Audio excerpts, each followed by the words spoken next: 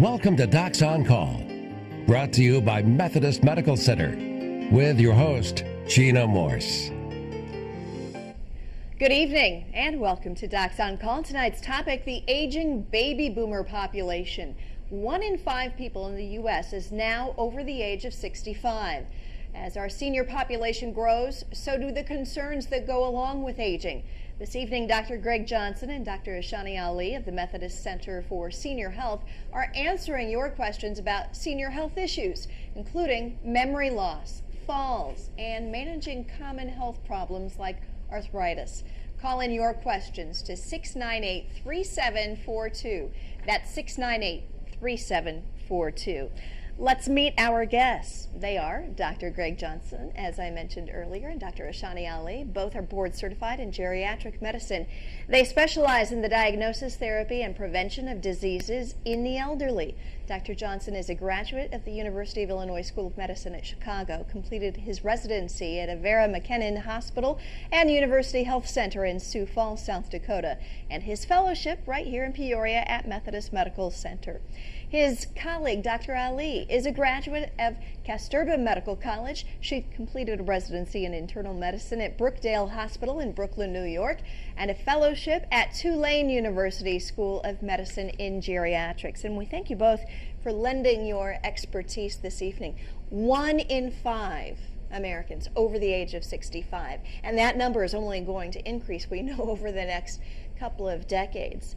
That can also mean a lot of health issues that impact our society, not only the economy, which is very real, but real people out there who are dealing with heart issues, who are dealing with joint pain and memory loss. That's a big one. I know you know that, Dr. Ali, probably better than most. What advice do you have for not only the aging population that are facing these issues, but the family members who are trying to help them cope with these issues? Dr. Johnson, if we can start with you. Well, I think there were things that maybe your grandmother would tell you, or things that felt more like folklore, just good advice about staying active, and if you don't use it, you lose it. But in the last 5 to 7 years, there's been an increasing body of evidence that really supports those same concepts about staying socially active, physically active, exercising, good diet. All of those things tend to help people maintain function and remain independent. And Dr. Ali, you would agree, I bet, especially when it comes to even those social issues, how important that is to keeping good memory function. Exactly. Most of the time, these people, they think of it as just normal aging, and they don't tend to, do their physical exercises. They don't stimulate their brain. They don't have, healthy diets. And just like Dr. Johnson said, if you don't use it, you lose it. The brain is just like any other muscle. It has to be stimulated. The same way you stimulate, the rest of your muscles. If you have arthritis, the treatment is you have to stimulate that joint more than just rest it, because it becomes more rusty. And it's the same for the brain. So you have to keep it stimulated. You have to be as active, both mentally, physically, cognitively. So, what are the most common issues that you are seeing in your patients? Are your patients in general 65 plus? They tend to be. I do a lot of long-term. I do entirely long-term care work in nursing homes and skilled nursing facilities. So my patients tend to be older, perhaps, than Dr. Ali's patients. We have certainly a lot of memory problems lead to institutionalization in the elderly population, degenerative joint disease, arthritis, and pain related to that.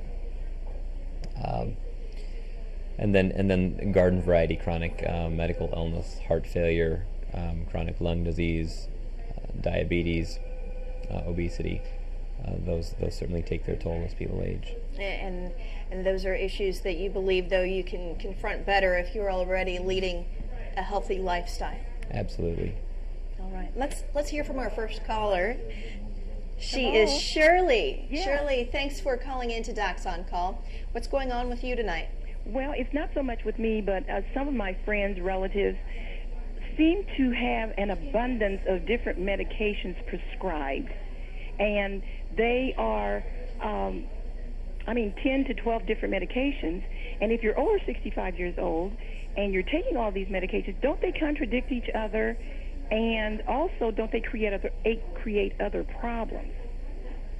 Good question, Shirley. I think any of us who have been around an aging parent or grandparent, and we see the long list of medications they may be taking, we think, gosh, how do you not get confused with all of that? Is it all really necessary? Shani? The healthcare in the United States is highly fragmented. Most people, as they age, have more and more specialists. They have a primary care physician, but maybe your cardiologist starts several medications, your kidney doctor starts several others, and so sometimes it's the responsibility of a geriatrician or just the primary care physician to take a look at all those medications and see if they really all are necessary. Now that's part of what you guys do then, really. And it's not uncommon for some medications to be started to deal with the side effects of other medications. So I guess in response to her question about, 10 to 12 medications, the likelihood of adverse drug events, that is side effects, or events that sometimes lead to hospitalization, increases significantly. There's some research shows that after you have 6 or 7 medications on board, the likelihood really goes up significantly that you'll have a bad outcome related to those. The best thing to do then is to take your medication list and sometimes everything you have at home, whether you're taking it or not, and take that all in to your geriatrician or to your doctor and say, do I really need all this? Is there any way we can cut down on what I'm taking? And a lot of times when somebody takes a step back and takes a real critical look at the entire medication list and all of the chronic health conditions, they can subtract quite a few. But you make an important point here. Bring those medications with you to the doctor, but don't just back off on them on your own. Oh, maybe I really don't need that. It's really something that you need to do in consultation with your physicians. Right. And also one more thing is usually when a patient gets admitted to the hospital, there are certain medications that they would probably need during the hospitalization and not so much once they come back home. So that's another thing that, they have to come in with all their new medications to the primary care physician, because certain medications, like sometimes when you're in a hospital in an acute setting, you're given medications for ulcer prophylaxis. And then once you come back home, once you start your usual activities, having your usual diet, you can be taken off those medications that you were given for stress ulcers. So it's, there are certain medications like that we can safely take them off and see how they do. So. Very good. All right. Let's hear from Joseph now. Thanks for waiting, Joseph. What's going on? I was wondering if the doctors could speak on the issue of all the additives in our drinks today, such as the aspartame in soft drinks, as well as the recent research that's came out on fluoride being a neurotoxin. Just wondered if they could speak on that. What do you guys know about some of those environmental concerns that may lead to problems way down the road? I don't think we have a lot of research evidence as yet that says aspartame is hurting anyone. Do I have my reservations about it? Certainly. It's in soft drinks. It's in so many of the things that we consume from day to day, and it's a chemical. And I guess my personal, again, I'll fall back on probably my personal value rather than any scientific research. But I tend to stay away from that and from most artificial sweeteners or chemicals, because the FDA does research up front, or the FDA holds us accountable for having research before we let those additives be in food. But I don't think we really ever know the full picture until sometimes decades out, and that concerns me for myself and for my family and for my patients. And there's something called personal responsibility too. Just because it tastes good or it looks good doesn't mean that we have to eat or drink a lot of it, because it, as you said, the long-term effects. Who knows? Who knows? Well, Kim is on the line now. Kim, thanks for calling Docs on Call. What's your question? My question is, my mom had a stroke in her left arm, and she's got memory loss. I was just wondering if I still remember what happens from day to day, for minute. I'm just kind of worried, is that got to do with the stroke in the left arm, or? So you're worried about the long-term impacts of the stroke? I You're mean, already she moved seeing in with some. me maybe a couple weeks ago, and I'm kind of worried about it. Sure. And now, how old is your mom? She's 68 years old. Okay. So she's 68 and she's trying to recover from a stroke, worried about mom. What are your thoughts? Will these be long-term effects on her memory? Yes, usually after a stroke, there is the possibility of getting dementia or memory problems, which we refer to as vascular dementia. It doesn't start immediately after a stroke. It's about 3 to 6 months down the road that you notice a subtle decline in the memory, and it's a stepwise decline. So initially, why is that? Why does it take some time to notice that change? Because initially you're a lot more concerned about the physical limitations secondary to the stroke. So you could be weak on one side of the body, your speech may not be the best. So initially the family as well as the healthcare team is trying to make you recover from the acute episode or the acute illness secondary to the stroke. And then eventually once they go back home, then family notices that they're unable to function or think the way they used to do, or they have difficulty managing their finances. So that's how you know that, well, it has certainly affected the memory as well. So certainly not unexpected. Any way to recover some of that memory loss? Well, it's a stepwise slow decline in the memory. So what happens is the memory will decline, then for a few months they remain stable, then it declines again, then they remain stable. So it's a stepwise decline. It'll be ongoing. All right. Jack is on the line now. Thanks for watching Docs on Call. Jack, what's your question? Well, I've got a good question. As you get older, I try to stay very active, and I do take stuff like wild Alaskan salmon fish oil, vitamin D3, CoQ10, and multiple vitamins. Is there anything else that would really help as you get older that your body runs out of? Any kind of supplement? That is a good question, Jack. That's right. What other things do we tend to need more of as we get older because we're not making it as well, or just those extra things that can give us a little bit of a boost? Yeah. Well, actually, one of the main things that we have to do as we get older is physical activity. And that, I think, irrespective of your age, you have to do a lot of it. And then as people get older, there's a tendency to fall. Your gait is not as good. So we recommend calcium as well as vitamin D. And vitamin D also helps with a lot of functions in the muscle. As far as medications go, there is really nothing that I think has been approved by the FDA that is going to improve your memory. So, you can take a multivitamin a day, but once again, if you have two very healthy, balanced meals, even a vitamin a day is not necessary. So for healthy aging, what you need is very good physical activity as well as balanced meals. And I would just echo that. I mean, there's a lot of research. We see a research paper come out every so often on a new vitamin, new supplement, new mineral, and we seldom see that it really has much of an impact on aging, cognition, really much function at all. It doesn't mean that there aren't some benefits on the individual level. Maybe somebody finds a benefit in taking vitamin A or vitamin C, but in terms of a really definitive research at a population level that these things help, we know that vitamin D and calcium. There's been even, it goes back and forth about whether those are sufficient alone, but some more recent articles say yes, calcium and vitamin D alone really do have an impact, but many of the other supplements don't. And in fact, some of those vitamins and herbs can have some contradictions with other prescriptions that the patient might be on, so they have to be careful. Absolutely. All right. Mildred's on the line now. Mildred, thanks for watching Docs on Call. What's on your mind this evening? I'd like to talk to Dr. Ali. Okay, sure. Go ahead. It's about my back. I fall all the time, at least 5 times a week. I just melt down, and sometimes I start trembling and fall sideways, and sometimes I fall straight back. Is there a reason for that?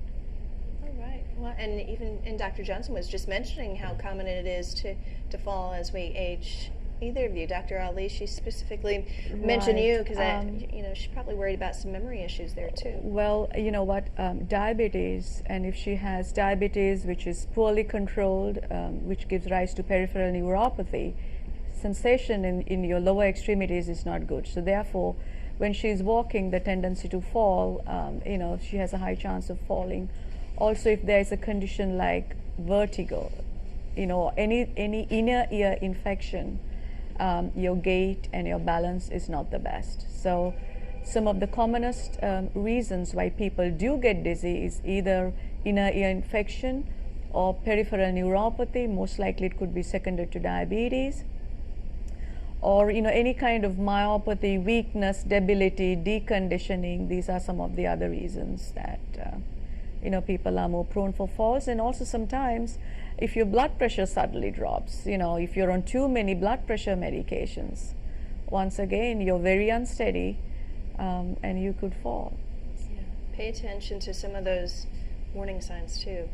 Dizziness is very common with some of those medications. All right, thanks for the answers. We're going to hear more from you guys in just a moment. It is time for us to take a quick time out. When we return, our experts from Methodist Medical Center are taking your questions about how to age gracefully, or at least with how to cope with the many health challenges that often come with age. You're watching Docs on Call. We'll be right back. Welcome back. Everyone forgets things sometimes. When occasional memory lapses, however, turn into a pattern, a memory disorder can be the cause. But tonight's geriatric experts say there's help at the Memory Clinic, part of the Methodist Center for Senior Health. Dr. Ishani Ali is the director of that clinic. She and her colleague, Dr. Greg Johnson, are taking your questions tonight about aging and issues like memory loss, chronic joint pain, and heart health. So you can call in now at 698-3742 with your questions. In fact, Ann has this question for us tonight. Ann, what's going on? Hello. Hi, Ann. Yes. I want to ask the doctors, my mom, she's 78, and she's got old dementia. And I just want to know if there's going to be any medicine to get her better, not lost in memory more and more. Okay. I know that's a question that you probably hear a lot of, and we want to hear that there's something that can actually make our loved one better. Is there something that can make them better, or at least maybe slow down that process of memory loss? Right. Unfortunately, there is nothing to reverse the process of dementia, but there are some medications that can decrease the rate of decline and essentially help with the symptoms. And sometimes some of these patients who have dementia also have superimposed depression. Yes. So treating the depression sometimes can actually somewhat help with the dementia, even though it does not reverse the process of dementia. We do have a few medications that can decrease the rate of decline. And once again, healthy eating habits, continuing to stimulate their mind, and a lot of physical activity will actually help them have a better quality of life and delay institutionalization. So. What are some of those medicines, without being an advertisement for pharmaceuticals, are there specific medicines that patients should ask about? Right, there are 4 medications. 3 of them belong to one group. There is Aricept, also called donepezil. Then there is rivastigmine, which is Exelon, and then there's galantamine. And then the other group is Namenda, which is also called memantine. So we initially start one of the 3 medications, either Aricept, Exelon, or galantamine, and after about 3 to 6 months, then we add on the second medication, which is Namenda.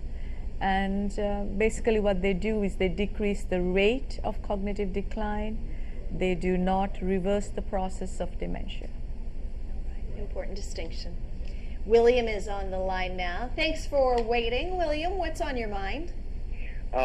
Yeah, I was wondering, my dad's trying to wean himself off some medication called Keppra. He had a grand mal seizure, I'd say about a month and a half ago, and he has various health problems on top of that. with his heart and stuff. I was just wondering if it's safe for him to try to wean himself off that, because I mean he's cutting his normal dosage in half, and he's been doing it for about a week now. And I was just wondering if it's safe for him. No. Very simply. No. Typically, there are some rare instances where seizures can happen. Isolated seizures can happen, in which case someone's not committed to being on an anti-seizure medication for the remainder of their life. Perhaps your dad can revisit that question with the physician who put him on it originally. But most physicians appreciate really the commitment that someone's making when they start an anti-seizure medication. Think, wow, the rest of my life. That's not lost on most physicians. So if your physician started it, it's actually a pretty dangerous thing to take yourself off of a seizure medication. And I would try to dissuade him from that. All right. All right. We've got a call now from a wife who's concerned for her husband, and we know there are a lot of you out there. So thanks for calling in. What's on your mind tonight? Hi. Hi. My name is Irma. Hi, Irma. And I'm consulting. My husband is 91. He had his eyes dilated on Thursday. We're going to get new glasses. And he was told that his left eye was bleeding behind the retina. And I'd like to know, what does that affect? All right. That's something that they probably didn't know was going on before they went to that eye appointment. So what would you say to Irma about her husband's bleeding behind the retina? It's serious. It can impair vision. Usually it takes more than one visit. There are some laser treatments that they can do, or sometimes injections into the, sounds terrible, but injections into the eyeball itself. It's treatable, but it's certainly something, I wouldn't lose it to follow up. I mean, it's certainly something they need to go back to the ophthalmologist and see again for a follow-up visit. And though it's not necessarily a foregone conclusion that it has to be threatening to the sight, although as we age, clearly our eyesight becomes less clear, right? Yeah, and there's really just, I mean, when it comes to vision, I as my personal practice, I just don't mess around. I mean, vision in geriatrics, vision in older people is about independence, and when you lose your vision, that is a major hit on your ability to remain independent in life. Absolutely, especially if you are someone who has been very active and has not had vision problems, to suddenly lose it at that point in life. It's discouraging. All right, Doctor, thanks. Meg is on the line now. Meg, what's your question for our experts? My grandmother, when I was little, had dementia, and my father, before he passed in 2008, the doctor told us that he had the beginning of Alzheimer's. How likely is it that us 5 children will have Alzheimer's or dementia? Thanks for the question, Meg. I bet it's a thought that's on many people's minds nowadays. Right. There are two, you can get Alzheimer's due to 2 reasons, and 98% of the population who do get dementia, which is Alzheimer's is the commonest, it is there in the community, and it is not genetically transmitted. So just because your parents had it or your grandparents had it, you're not going to get it. Your chance of getting it is just as high as someone whose parents have been perfectly normal and never had dementia. However, there's 1 to 2% of the population where their dementia is genetically transmitted. There are 3 genes that could transmit this, and if you have even one of the 3 genes, your chance of getting dementia is extremely high. So genetic testing is not recommended simply because it's only 1 to 2% of the population that gets dementia that runs in the families, and also just because you know you have dementia, unfortunately at this time we have no treatment for it. Right. So you're going to live the rest of your life in a lot of fear and stress.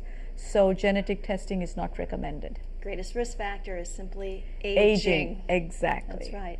We have time for one more quick question. This one comes from Dana. Thanks for watching tonight. What's on your mind? Yeah, hello? Hi. Yes, I thank you for the program. I want to know, I seen something on the 700 Club of Christian Station, and I heard I got a program, Duke and the Doctor. I listened to a Christian radio program, and I was wondering if coconut oil is good for Alzheimer's or dementia, and also some kind of Provirgin or Previrgin. Okay. So he's hearing about some of these possibilities on different programs. The one that I heard him mention was coconut oil. What do you know about that? Well, I've actually, I've never read any article or any control studies or any double-blinded studies that have said that coconut oil is, is going to help with dementia. And I certainly don't think it's kind of FDA approved for that purpose. As far as I know, it is not something that's been prescribed, either for treatment or for prevention of dementia. Well, and the overwhelming message I'm hearing from both of you tonight is start living a healthy lifestyle. If you're not already living one, watch what you eat, exercise, and stay social as you age. That keeps your mind and body strong. Exactly. All right. That's right. Well, doctors, thanks for sharing some of your time with us tonight. And viewers at home, remember there are geriatric specialists out there that are waiting to help you and your family. Join us again in a couple of weeks for another Docs on Call. Until then, I'm Gina Morse. Have a great night.